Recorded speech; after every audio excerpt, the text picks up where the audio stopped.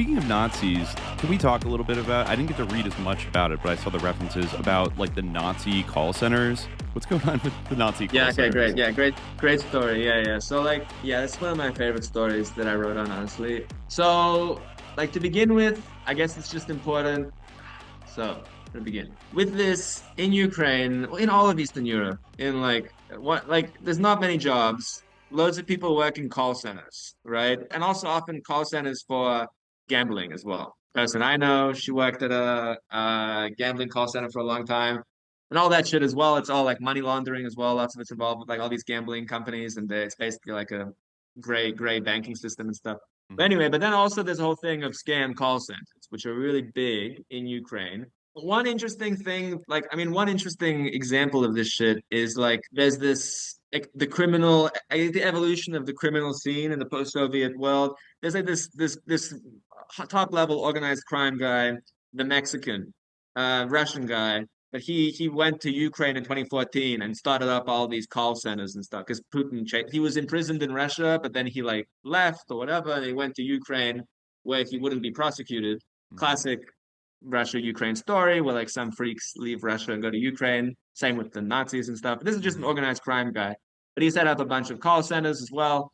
But then he ended up leaving to Mexico, and Zelensky sort of shut down some of his call centers as a sort of show bust. But these call centers mainly centered in the city of Dnipropetrovsk, or Dnipro as it's been like Ukrainianized. Mhm. And this is one of Ukraine's largest industrial centers, the last kind of industrial center under Ukrainian control, essentially. I mean, obviously, other cities have industry as well, but as far as like the big two, these were like Donetsk and Dnipropetrovsk. But this really became, I mean, look, when in Ukraine, everyone loves to accuse the other province of being like the most criminal province ever. And Mhm. this was always a big thing in like the 2000s, where everyone's saying like Donetsk, they're all criminals, they're all fucking, lumpen parasites. Yeah. But there are criminals everywhere across the world, not only in Ukraine, like it's not but anyway, but Dnipropetrovsk was a very important site for organized crime. And it's a very interesting city as well. Like in the Soviet times, it was actually a secret city. You couldn't enter the city because that's where Okay. they So produced the top secret. ICBMs Yeah. and Okay. top secret.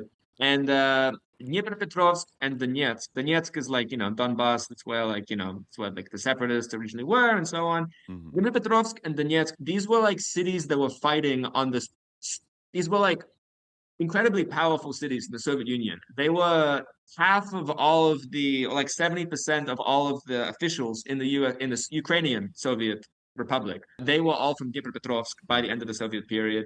But also, like, Brezhnev was from Dnipropetrovsk, Oh, right? okay.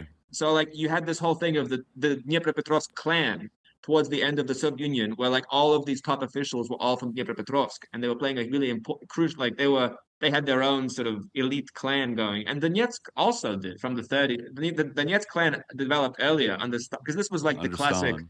Stalin Industrialization industrialization period. city, Yeah. the Stakhanovites and so on. And they had their own figures that were playing a top level in Soviet Union. Anyway, they always had this big conflict. And this is really the main kind of elite conflict in Ukraine Mhm. until Donbass got, separated, was between Yanukovych was kind of representative of the Donetsk clan, and then you Mhm. had Kolomoisky, who was a representative of the Dnipropetrovsk clan. And Kolomoisky is the classic example of these Dnipropetrovsk ultra mafiosi, sort of like, I mean, I'm not going to be anti-Semitic, but Dnipropetrovsk also has like a A, large sort of a Jewish Jewish community and so population. on. Yeah. Yeah. Yeah. One of those. Kolomoisky set up like the biggest, I don't know, like some kind of big biggest Jewish center in the world or something. I don't even know. Uh huh. Anyway, like it's all like it's not it's all like these mob connections and shit. But Dnipropetrovsk was really known for organized crime, all this sort of stuff, and it became a center for these scam call centers. They call them offices in Uh huh. Ukraine. And there's a really, you guys should maybe play this song. Maybe it's a song about Dnipropetrovsk, but it's a rap song. They always have it like, in TikToks and stuff. And it's like Dnipropetrovsk, city of offices, it's like about, like Oh, okay. It's Dnipropetrovsk about the call centers. office lifestyle and how everyone's on it's like pictures of like some kid on his laptop. But basically, the way that the offices are advertised, because they're like, so people praise these scam call centers, and this is like one of the only few ways to get work nowadays, working these scam call centers, because they claim to only exploit Russians. They claim, but this is not true. Like Ukrainian law Uh-huh. enforcement has shown many times that like they also fuck over Ukrainians and Europeans. But the thing is that everyone knows that they have a bunch of like each call center only exists because it has a patron in the secret services and law enforcement, whatever else. And then like the other thing is then, and I mean like one interesting explanation of like how these things work is I listened, I wrote about this in my articles, but like I listened to this interview by this scam call center veteran, whatever, and he was basically saying how they just keep on calling. Well, they call people and they confuse them about they convince them that they're the real bank and they need to give their details for some reason, and then they just take all of their money, all of their things. But what was really interesting, this is some like weird fucking program to kill type shit, where he was like saying how sometimes they'll break these people so fully that they obey any commands that are given to them What? by this Ukrainian call center. So there's like some person in some regional city in Russia that's just lost everything, lost their car, their apartment, all of their money, and is so humiliated by this experience that is they then use this person as an actor to convince other people that it's a real bank. What? So they'll like when they're scamming other people, they'll be like, "Hold on, our assistant can come meet you to have a consultation about the status of your credit card, since there are irregularities that have been noticed." And they're like, "Oh, okay." And then the assistant comes along, but this is just a person that's been like essentially like enslaved spiritually or something by like the call center. What the Anyway, that fuck? was a That's really so no, that's like dark. That's so So they like weird. Like, deprive them of sleep and like or did they kind of say I mean like, the way "Oh, you need to keep working with me, and we'll find out what happened to your money," or something like? Like, are they still kind of deceiving them? probably Okay, and then I but don't know. then He just kind of he just sort of said that like we have these there are people. He's like you won't believe this, but we have people over in Russia. We've just they've become so broken through like the fact they've lost everything because they're haha stupid Russians.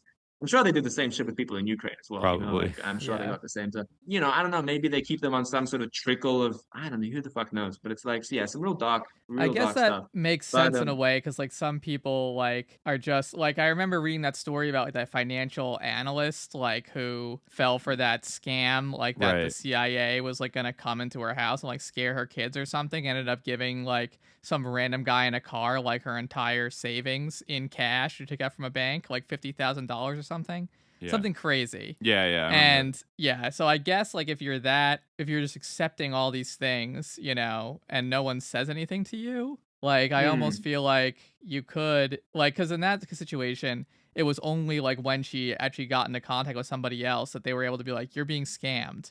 Like, you know, and then it was like humiliating and everything. So, yeah, I mean I guess it makes sense. I guess it makes Or it's sense how kind of like yeah, you could like just be cult like hooked dynamic in. of the kind of like when prophecy fails, kind of cult dynamic of like you give your whole life up to like some guru or leader, and then like you're completely dependent on them, and you've also like lost all of your ability to like operate independently, so you kind of like fall in Yeah, deeper true. to Like like you don't have any fall. money, so you might as well yeah, like you said, some kind of trickle. yeah.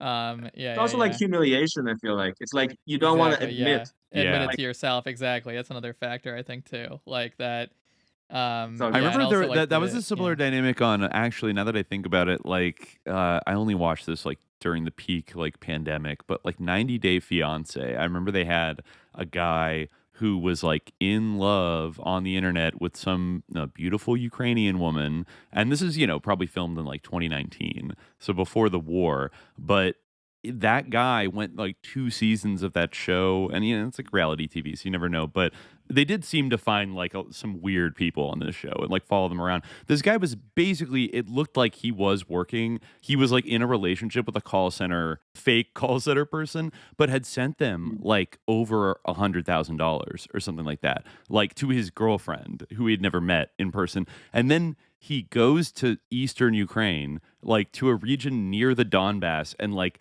he like his car breaks down on some rural road, and he's like, "Oh, I heard there's like a civil war going on here," or something like that. And eventually they do manufacture, like the girl in the photo does actually like show up eventually to like meet with him, but it could be kind of thing like, "Oh, she's just an employee of the call center," and like they found out maybe they could get money by Well, being on that's an kind of American like reality what TV show, so they agreed to do it. But it was like staggering the level to which it's like they had people on the show trying to like say, "Hey, man, like I think this girl like might not be real, or she's like taking advantage." Like he was in total denial because like I guess he was on TV and didn't want to like feel humiliated by Oh, you know what I sorry. mean? I actually had I just forgot about this. I actually had a friend, a close friend who worked for a couple days on this website where you basically pretend to be a model and you talk with yeah. people and you're their girlfriend, and they give you a bunch of they give you a bunch of like photographs of some real model, and you can like sort of Yeah, trickle them out to this person, but and you're talking with like 10 people at a time. And obviously, lots of these men, and these are like this is some depressing shit. 'Cause, like, yeah, these are like middle-aged men in the U.S. One of them was like talking about how like his family like didn't let him use his phone, but he's got his phone again, and he's gonna talk Yeah. some more. yikes, Right. No, yeah, Like yeah, it's like some like real dog speaking addicted shit. to of it.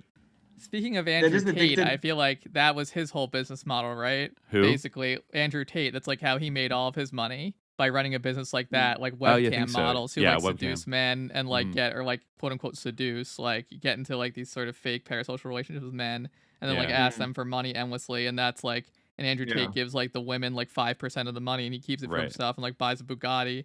Yeah, Yeah, I like mean, I was no, just reading about it's the yeah. Hunter Biden, one of the Hunter Biden articles, and like that's what he would do, and he would lock himself in the bathroom and Oh smoke wow. crack all night, and then like try to call people, but if nobody picked up, he would just log onto webcam websites and like chat with like models and pay them tons of money. Like it's a bizarre behavior, It's like an but it It's does some kind addiction, of work. yeah. Yeah, emotional. I think lots of them know that it's fake. Like lots of them know that the people they're talking to are not real, Yeah, but they just want some kind of like I don't know, exactly. some kind of thrill, interaction. some kind of emotional. They're talking to Yeah. someone real, but lots like I mean, like this person that I knew, they work like working at this company, and lots of the people that are behind these chats, they're like men or something, you know, Right, like Yeah. it's just like and you know the photos of these models, it's like the models don't even work at the company, they just right. paid them some money. I don't even, you know, so like it's just a business, you know, and people, yeah. I mean, I also have another funny scam call thing where like I had this friend Ralph, this Zimbabwean guy who came from like the Zimbabwean like slums to Ukraine to work. He was working at like concrete factories. I like met him just randomly on the street, and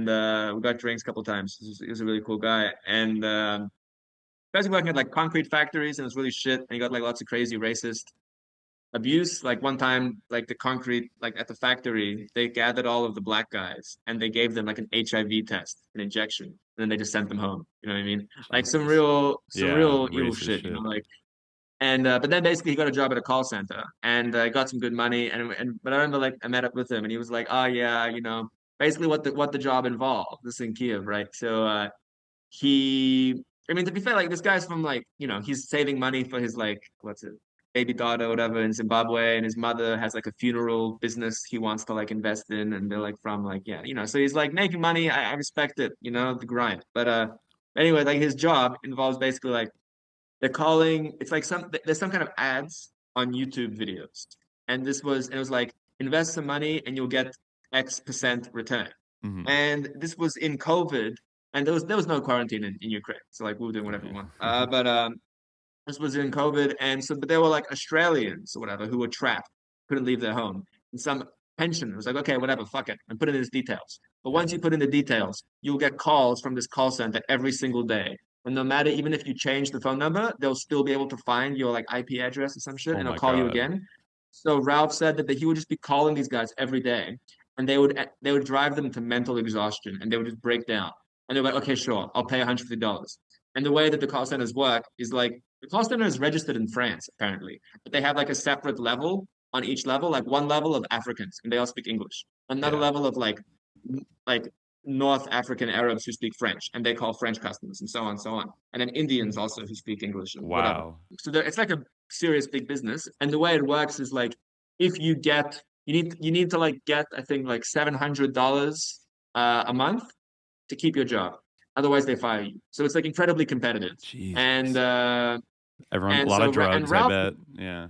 yeah, yeah. I mean, Ralph was doing really well, and yeah, right now he's still in Ukraine, and he's just clubbing with all these Ukrainian snow bunnies all the time. You know, mad Snow respect. bunny. I don't know, All right, nice. like at some Wow. casinos and shit. He's like totally swagged out. He's got like this crazy. He looks like some kind of stereotypical like pimp sort of thing going on. You know, I mad respect to Ralph. Okay, living it up. All right. Yeah. But I was telling him, Ralph, don't worry about it. Get these Australian parasites. Fuck it. Because like but yeah, no, it's an interesting world out there. Yeah, I could see that Yeah. being like an instrument towards, yeah, like breaking somebody down. If you just endlessly spam call them and like, I don't know why you would Yeah. like pick up and like engage with people who are doing that, but I guess some maybe They're older like old people, and stuff as well, I like, think. yeah, Yeah, it's like yeah. very common, yeah, to just like target people like that. And it's some dark stuff. That's like the big growth industry right now.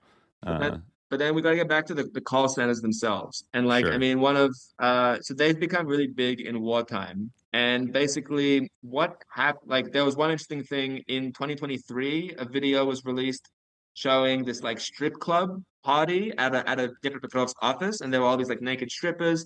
What was interesting there, visible were Filimonov and Potoshenkov of Honor. And Potoshenkov is the guy with the swastika tattoo on his head and stuff who goes around the world with this the European Security Company, whatever it's called. Yeah, European Hmm. Security Academy. Sternyenko, he's like, also this is all the swastika. They're like hardcore Nazis, right? But Yeah. so they're like high up in these office hierarchies and they're making lots of money off it. And then what happened was there was this really weird thing that happened. This was the reason I wrote this whole story, was because there's this guy, fucking Tishenko, who's like the funniest kind ever. So he's apparently he's actually Zelensky's drug connection. He gets drugs for Zelensky. Right, right. I wrote about this in the meth come down thing, and he's just this ridiculous, really roided up, has a bunch of what's it called, like Botox in his face. People always joke about his ridiculous Botox face, and Uh-huh. when the war started, he was like Ukrainian government official. He went to Thailand and like posed on the beach for a while. But then like he said, oh no, I was doing a diplomatic trip, but it was just him like posing with pineapples and shit. This was like the beginning of the war, right? It's like Yeah, yeah. hardcore stuff going on. Anyway, but he was known for always being close to Yermak, the shadow gray cardinal behind Uh-huh. Zelensky, and also for apparently supplying Zelensky with drugs as well.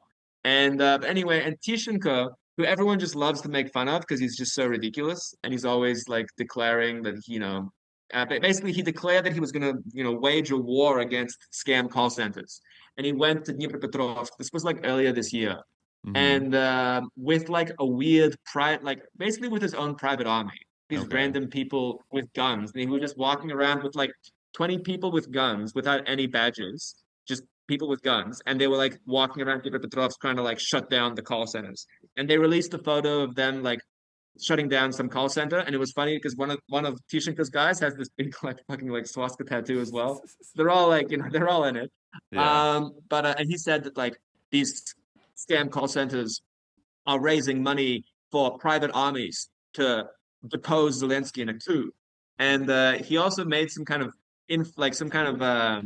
hints at the fact that these scam call centers are sponsoring the nationalists which oppose Zelensky, and also Poroshenko, ex-president Poroshenko, bot farms, because Zelensky has always talked like common Zelensky thing where he talks about how there are bot farms, like online bots that are Hmm. funded by his political opponents, like Poroshenko, to like besmirch Zelensky's honor. Anyway, so it seemed like Interesting. there was some kind of that angle to this thing, but then there was this basically Tishenko was walking around with his weird gang of armed militias, and they ran into this guy from the Kraken Battalion, which is this subdivision of Azov, really hardcore around the Kharkiv region, and also real hipster, funny looking guy. But he had this big fight with Tishenko on camera outside of this call center. And Tishenko said that this Kraken guy was defending the call center. But then what was really interesting was this fight happened on TV. Every single media outlet in Ukraine took the side of the Kraken guy, and they were like, fuck Tishenko. And because this guy, the Kraken guy, is a war veteran, he's an Azov patriot, and everyone took the side of him. Tales of the Fourth Reich was openly writing at the time that Tales of the Fourth Reich is this Azov telegram Yeah. that, like, the call centers are good, they fund us with money again and from by stealing from Russians, and fuck Tishenko, he's an idiot parasite. And then they ended up and then there was like some kind of weird trial where they raided Tishenko's house and they found money and they put him on trial. He was at a restaurant by the end of the evening anyway. it was some kind of stupid media display. Like, you know, this often happens in Ukraine, some bullshit story, but it's like basically a way to distract attention from like, you know, the front line collapsing, whatever else. Mhm. But it was just interesting in terms of like you can see how deeply these like right-wing nationalist networks are becoming involved in well, I think they always were very deeply involved in this scam call center world. For access to the full-length episode, subscribe to the Hour of Frequency at patreon.com/subliminaljihad. Доброго вечора, ми з України. Знову нам все мало зброї, бити москаля до крові, до закінчення набою, знищення гедоту, і не забудемо нічого, ні своєго, ні чужого, ні, брате, все дуже строго, в них немає нічого святого. Знову нам все мало зброї, бити москаля до крові, до закінчення набою, знищення гедоту, і не забудемо нічого, ні своєго, ні чужого.